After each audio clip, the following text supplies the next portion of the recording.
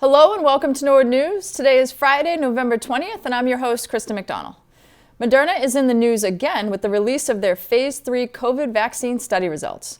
The Norwood and Cambridge-based company has been working hard to produce a vaccine for COVID. Earlier this week, they released a statement. Today, November 16th, announced that the independent NIH-appointed Data Safety Monitoring Board for the Phase 3 study of mRNA-1273, its vaccine candidate against COVID-19, has informed Moderna that the trial has met the statistical criteria pre-specified in the study protocol for efficacy, with a vaccine efficacy of 94.5%. This study, known as the COVE study, enrolled more than 30,000 participants in the U.S. and is being conducted in collaboration with the National Institute of Allergy and Infectious Diseases. NCM will continue to follow this story. The water main cleaning and relining project on Prospect Street is nearing an end. To give an update on this project and what to expect in the future, we toss it over to Mark Ryan. Hi everyone, Mark Ryan here from the Norwood Public Works Department. Out on Prospect Street, where we're just about finishing up a water main project that's been ongoing since the end of September. This is a cleaning and lining of a 10-inch water main from Prospect Ave to Winter Street. Town of Norwood has 119 miles of water main. About 34 miles of water main are unlined pipe. And when a pipe is unlined, it has a tendency to collect metals, absorb to the side of the pipe, thereby restricting the flow of water and also affecting the aesthetics of the water. It's not harmful, but it is something that we need to clean up. Over the years, Norwood has done an annual project of cleaning and lining these water mains. We have 35 miles of water main left. We did about 2,000 feet this year. This was a smaller project. Next year, we'll start a 10-year campaign where we're going to be doing $4.5 million worth of work, or close to 5 miles of cleaning and lining each year. So we're going from 2,000 feet this year to nearly 10 to 11,000 feet next year. The project here is about 2,000 feet of main and new gate valves to be able to control the flow of water. So this project is finishing up now. It went very well. We expect the capacities of the fire flows here to increase dramatically, and the water aesthetics will also improve. We look forward to talking next year for our next big project. Thanks, Mark. Norwood Day is a celebration of all the things we love about our community: friends, family, community, and history. This year, the town couldn't have a traditional Norwood Day, so they're asking everyone to participate in a new version of Norwood Day to help support and recognize the businesses that are the backbone of our community. On Saturday, November 28th, 2020, the town is asking for you to do the following: eat local, shop local, wear local, and do good locally. Take pictures of you participating and post them online with the hashtag NorwoodDay2020. Stay tuned after this break for more town news.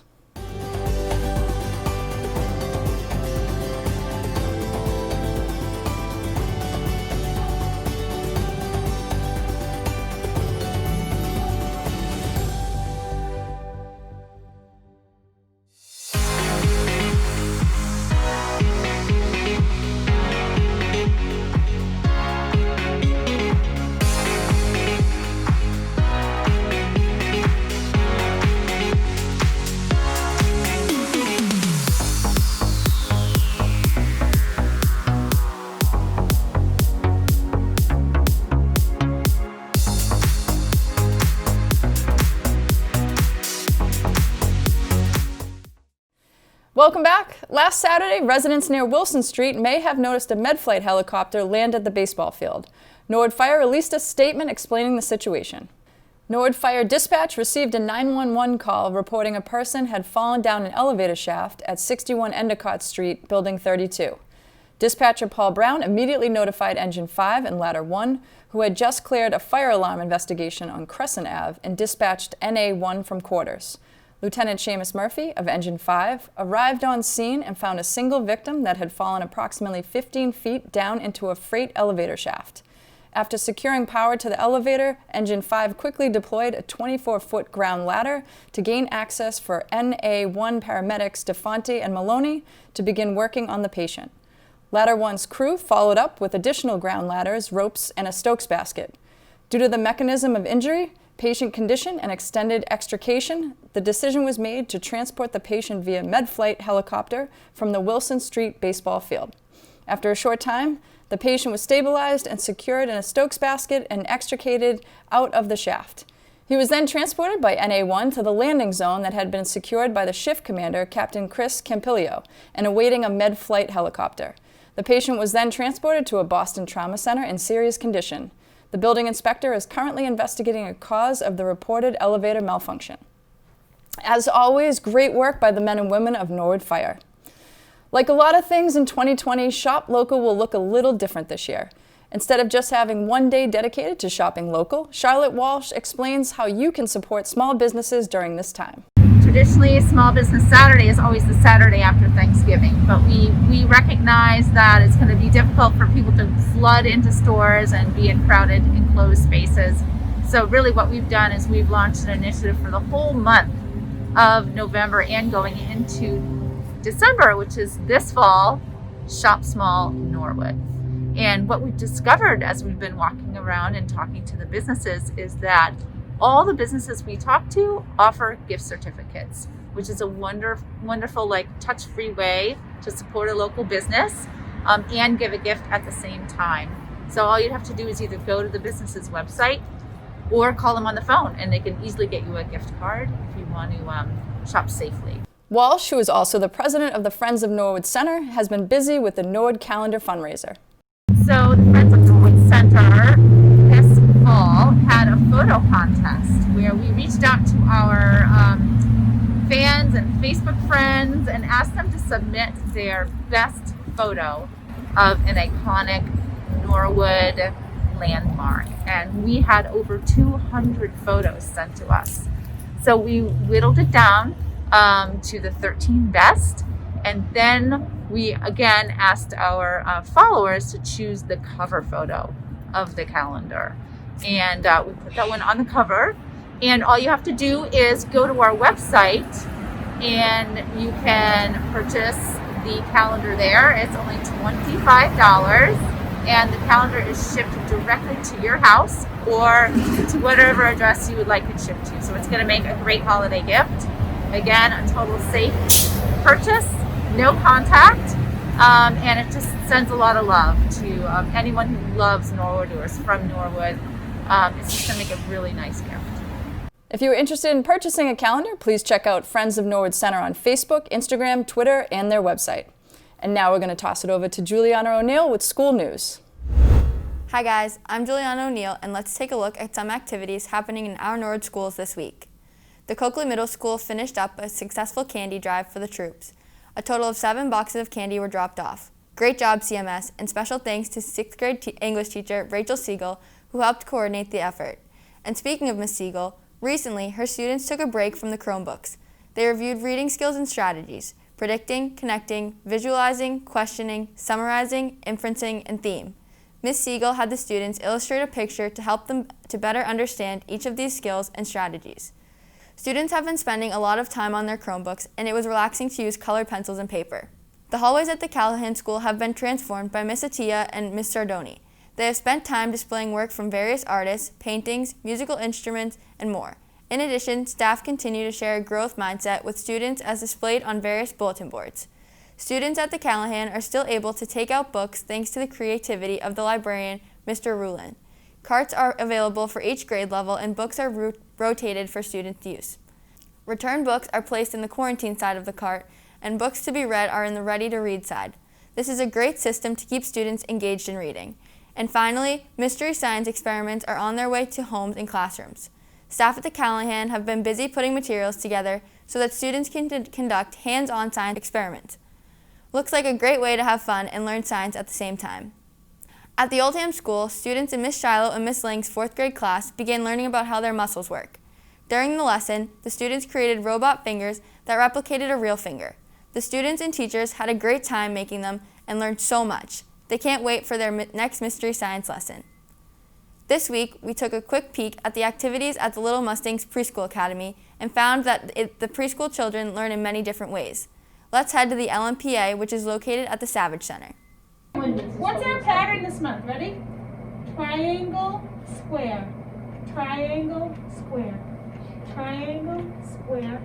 All right, so look all around. Can you find any triangles anywhere? Nice job! A triangle. Good job, Exie. Up high. Up high. Hands up high. Hands down low. Finn, where Hide should those you be hands. facing? Now where'd they go? One Turn hand your up. whole body. The other one too. Turn your Left body. up. Oh, let's Up. go. Now where? There.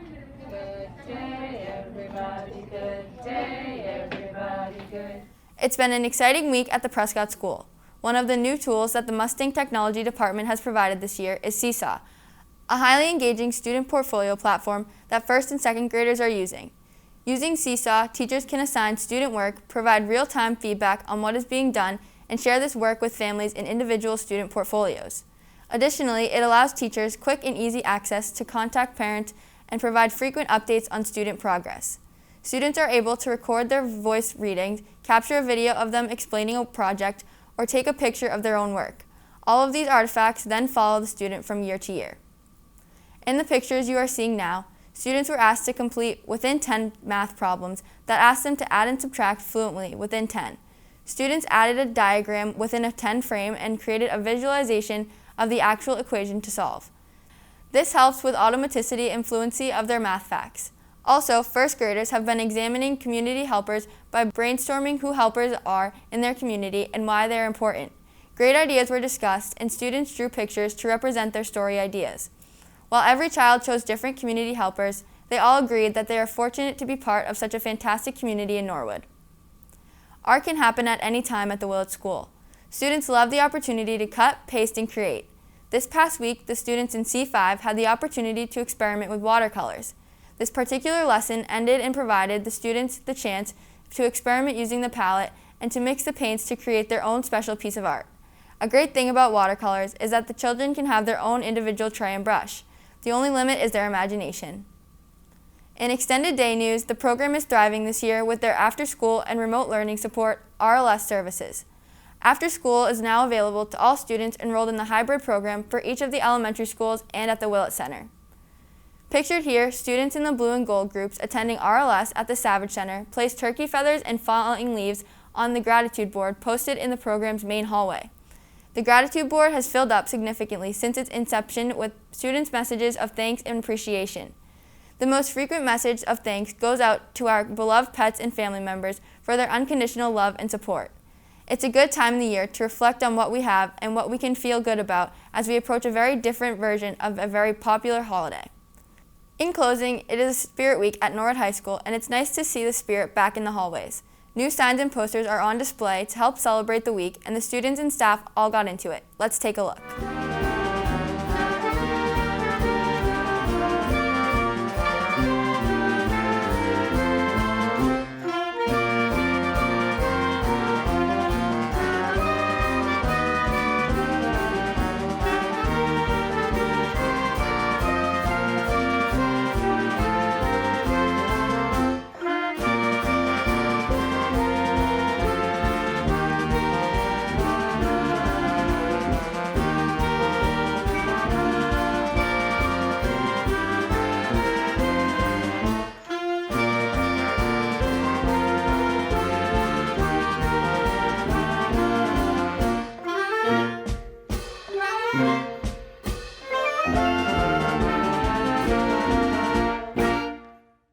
Well, that's it for school news. There is something interesting happening in our classrooms and schools every day, and thanks to all the educators who share their news with us.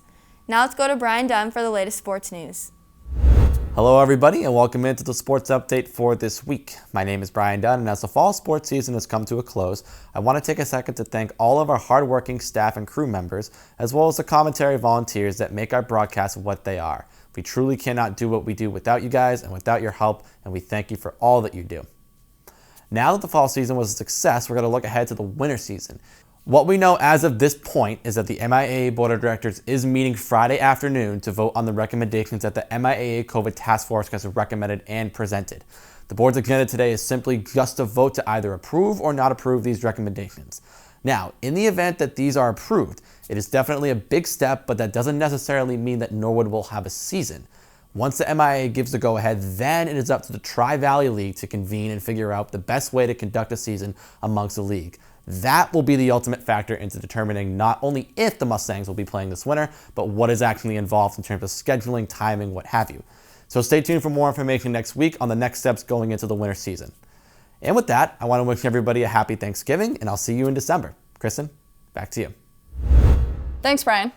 In government, the Zoning Board of Appeals met Tuesday afternoon to settle two hearings. The first one involved a non-conforming house addition on 488 Manhattan Street and was wrapped up quickly. Much of the discussion for the meeting afterwards centered around a gravel operation at 973 University Ave, the site adjacent to MS Walker. The applicants were applying for a new special permit. However, Dennis McKenna, who represented MS Walker, explained the problems they ran into from their perspective. He's not been held accountable for the violation of the site plan permit or the special permit. In fact, once we realized that Mr. Federico, which I'll detail in a moment, had trespassed onto our property, had destroyed parts of our property, had cut down over 30 trees, and wasn't going to stop, we had to request the assistance of the building commissioner, who went out and issued a cease and desist order.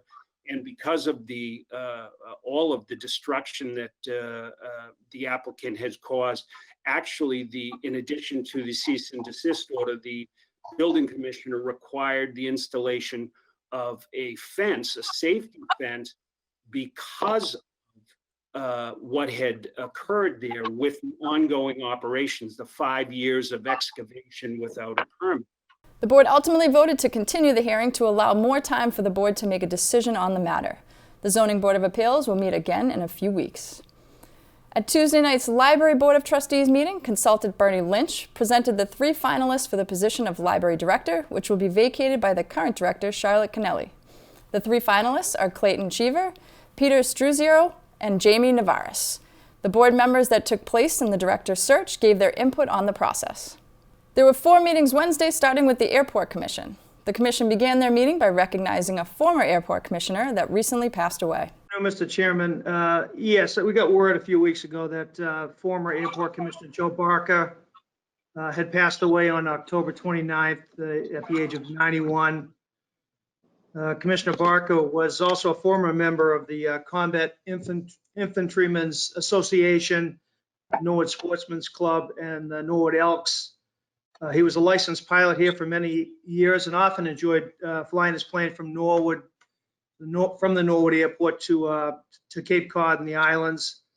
He was appointed to the Airport Commission on September 18th, 1990, and he served more than 20 years on the board. Again, he was a private pilot and was well known on the airport. During his time on the commission, the airport underwent some major upgrades, which included the reconstruction of both runways, several taxiways, and a number of the aircraft parking aprons. He was also a commissioner for many of the security upgrades following 9/11, and he served on the commission during phase 1 of the administration building project. It's not an overstatement to say that Joe loved spending time at the airport. He was often a daily fixture here, and just wanted to pass along on behalf of the Airport Commission our condolences to the Barker family. Later in the meeting, the commission received an AIP update from Du Bois & King, and Russ McGuire provided his manager's report. Following the manager's report, Commissioner Sheehan wanted to highlight a section and praise the hard work of the airport staff. One from the airport manager's report. He reports that October 2020 was the busiest October in the past 3 years. So I think that's a credit to the staff at the airport and the users there. At the end of the meeting, representatives from Southern Airlines explained to the board that due to COVID, they would be offering less flights to Nantucket. The next Airport Commission meeting will be in the following weeks. At the Community Preservation Committee meeting, the group discussed several agenda items, including the removal of fire bells throughout town, as well as the funding of the University Ave Trail Study. The committee also discussed the Winter Street Hill Overlook, which is at the top of the landfill. The current status of approved projects was also deliberated during the meeting. The CPC will meet again in the coming weeks. The school committee met with a number of appearances. Paul Riccardi and Chris Folan gave a townwide facilities update. John Longley and Dr. Galligan gave an update on the new winter sports season guidelines, and Segal Reese and Kathy Bishop appeared to discuss the updated COVID numbers and a new procedure on test result notifications that will go into effect next week. So really what we're here to talk about is two policy changes. The first one being changes to the notification system. I worry that with every email going out, people are going to start to get numb to it and not really listen when an important email is coming out that might affect their child's classroom, because there's so many emails going out. I think we want to be transparent. We all have that goal, but we also don't want to do too much notification where people just don't pay attention anymore. So what we were suggesting is, so when there's a case, the individual classroom or activity, the bus or the sports team will still get a email saying, an individual in your classroom has tested positive for COVID.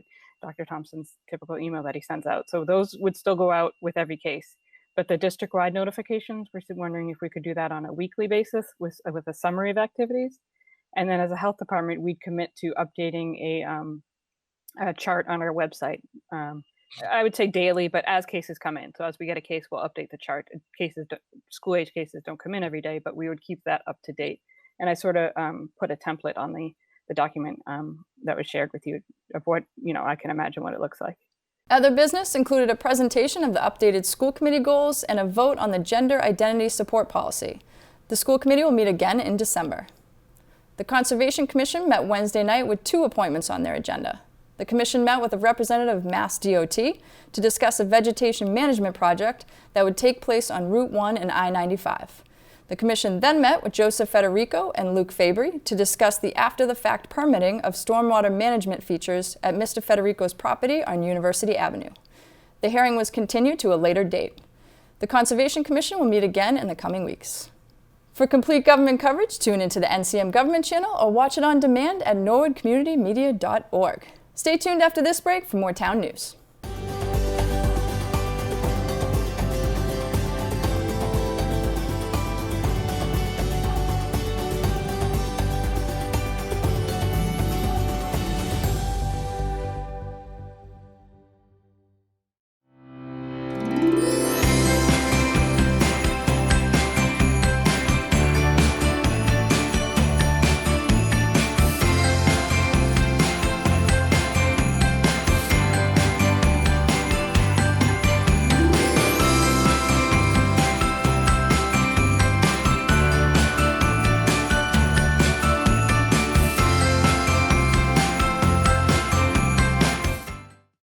Welcome back. With the holiday season right around the corner, the Norwood School Resource Officers are reaching out to residents to take part in the supermarket gift card harvest. The harvest will help local families in need. Learn how you can help give back to the community. Hello Norwood, my name is Officer Jeffrey Baguma of the Norwood Police Department. I'm coming to you on behalf of the Norwood School Resource Officers as well as liaison officers. We are teaming up together with the Norwood Public Schools in an effort to put together a program called the Supermarket Gift Card Harvest. Short explanation of the program is we are putting together a drive where the public can bring in gift cards to the police station or their school. Every year we do have families that are in need of a little assistance from their community, and this year is actually adds an additional roadblock for that with loss of income and so on. Always remember, and we always remember, that a lack of food not only creates a strain on people physically, but as well as a mental strain on a family. So we want to do the best that we can in terms of not leaving a stigma when it comes to reaching out for assistance or you yourself assisting. And hopefully one day when you're out of that rut or wherever you are right now, you can reach back and help somebody else. So this program goes from the 9th to the 23rd. Again, you can come to the Norwood Police Station, drop off a supermarket gift card, an example of Shaw's, Big Y, Stop and Shop, and so on. You could also go online and get an e-gift card if that's easier for you. What we want to do is we want to make it as easy as possible to parties receiving the gift cards as well as parties donating the gift cards.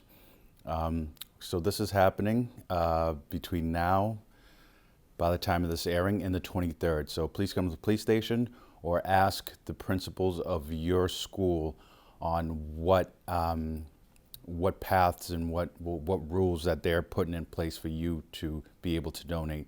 Thank you very much for your time. It's not too late to drop off those gift cards. One of Norwood's great annual traditions, Friends of St. Nick, will not be hosting their annual holiday luncheon to support Dana-Farber due to COVID restrictions. Instead, they will be holding a televised show celebrating those who have served the town of Norwood and its citizens during these unprecedented times. The show will air only on Norwood Community Media Thursday, December 3rd at 7:30 and streaming on www.norwoodcommunitymedia.org. Well, that's all for Norwood News. To stay up to date with Norwood Community Media, follow us on Facebook, Twitter, and Instagram. As always, thank you so much for watching. Have a great weekend.